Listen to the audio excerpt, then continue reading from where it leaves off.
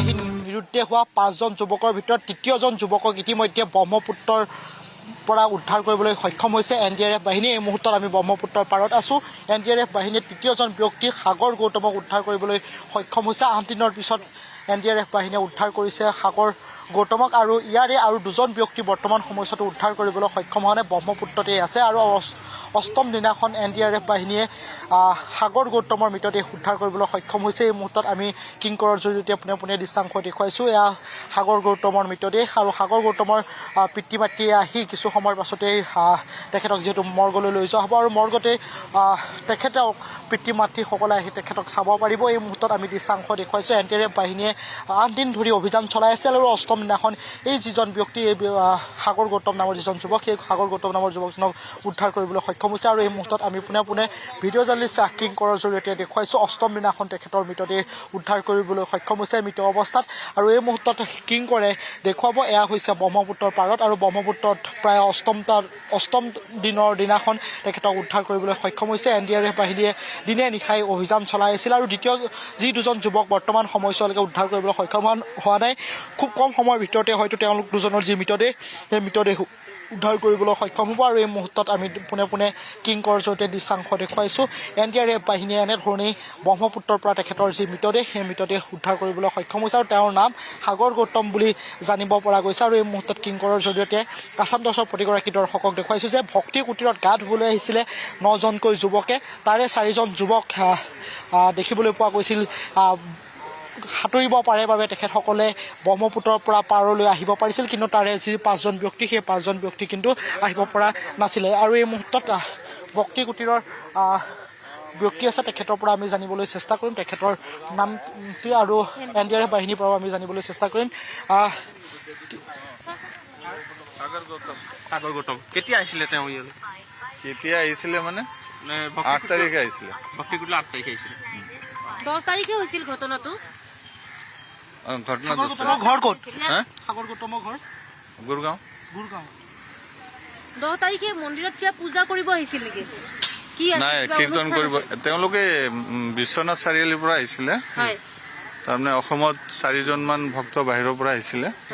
তেওঁলোকে বিভিন্ন জেগাত ঘূৰি পেলাই কীৰ্তন কৰিছিলে, কীৰ্তনৰ টীম আৰু যি 2জন আমাৰ বিশ্বনাথ চাৰিআলিৰ ভক্ত আছিলে তাৰে এজন সেই টীমটোৰ খুব ভাল ফ্ৰেণ্ড আছিলে। এওঁ তাৰমানে এই বৃন্দাবন মন্দিৰত ইস্কন মন্দিৰত তেওঁ ফুল টাইম কীৰ্তন কৰিছিলে আৰু যিবিলাক আহিছিল তেওঁলোকেও ফুল টাইম কীৰ্তনীয়া।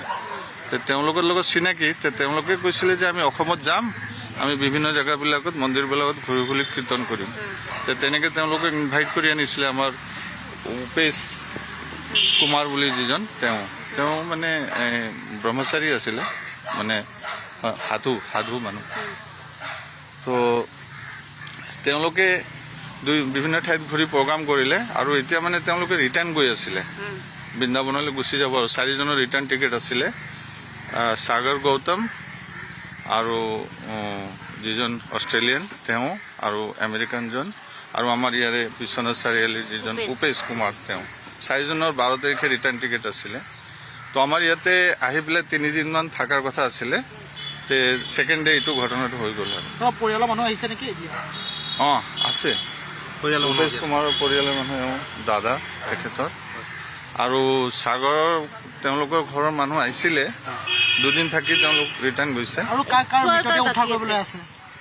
2জন আছে, এজন হৈছে অভিজিত চৌধুৰী, আমাৰ ইয়াৰে ল'ৰা, এই ওচৰৰে ল'ৰা, আৰু এজন হ'ল অভিজিত চৌধুৰী। আৰু কোন আছে?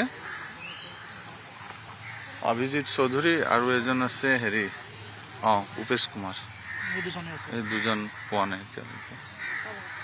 ধন্যবাদ জ্ঞাপন কৰিছোঁ। আৰু এনেধৰণেই 5জন যি যুৱক, এই যুৱক কেইজনে ব্ৰহ্মপুত্ৰৰ যি গভীৰতা আছিলে সেই গভীৰতা গম পোৱা নাছিলে আৰু ব্ৰহ্মপুত্ৰত সাঁতুৰিবলৈ গৈছিল। আৰু সাঁতুৰিবলৈ যোৱাৰ সময়ছোৱাতেই তেওঁলোকে যি ব্ৰহ্মপুত্ৰৰ সোঁত আছে, কোবাল সোঁত আছে, সেই কোবাল সোঁতে তেওঁলোকক উটুৱাই লৈ গৈছিল। আৰু ব্ৰহ্মপুত্ৰত প্ৰায় 8টাকৈ দিন এই যি সাগৰ গৌতম, সেই সাগৰ গৌতমে ব্ৰহ্মপুত্ৰতে থাকিলে, অৰ্থাৎ NDRF বাহিনীয়ে তেখেতক উদ্ধাৰ কৰিবলৈ সক্ষম হোৱা নাছিল। কিন্তু বৰ্তমান সময়ছোৱাতো অভিজিত আৰু তাৰ সম্বন্ধলৈকে উপেশ কুমাৰ নামৰ দুজন যুৱকৰ যি মৃতদেহ সেই মৃতদেহ বৰ্তমান সময়ছোৱালৈকে NDRF বাহিনীয়ে উদ্ধাৰ কৰিবলৈ সক্ষম হোৱা নাই এইখিনিতে এটা কথা উল্লেখ কৰিব বিচাৰিছোঁ যে সাগৰ গৌতমৰ ঘৰ হৈছে গুৰুগ্ৰামত আৰু তেওঁলোকে অসমত তেখেতসকলে যিসমূহ কীৰ্তন ঘৰ আছে তেনেধৰণে ধৰ্মীয় অনুষ্ঠান আছে তেওঁলোকে ফুৰিবলৈ আহিছিলে ভ্ৰমণ কৰিবলৈ আহিছিলে আৰু ঠিক সেইদৰে ভক্তি কুটীৰতো তেখেতসকলে আহিছে আৰু ভক্তি কুটীৰত অহাৰ পাছতে তেখেতসকলে ব্ৰহ্মপুত্ৰত গা ধুবলৈ যোৱাৰ থিৰাং কৰিছিলে 9জন যুৱকে তাৰে 4জন যুৱক ইতিমধ্যে সুকলমে তেখেতসকলে সাগৰ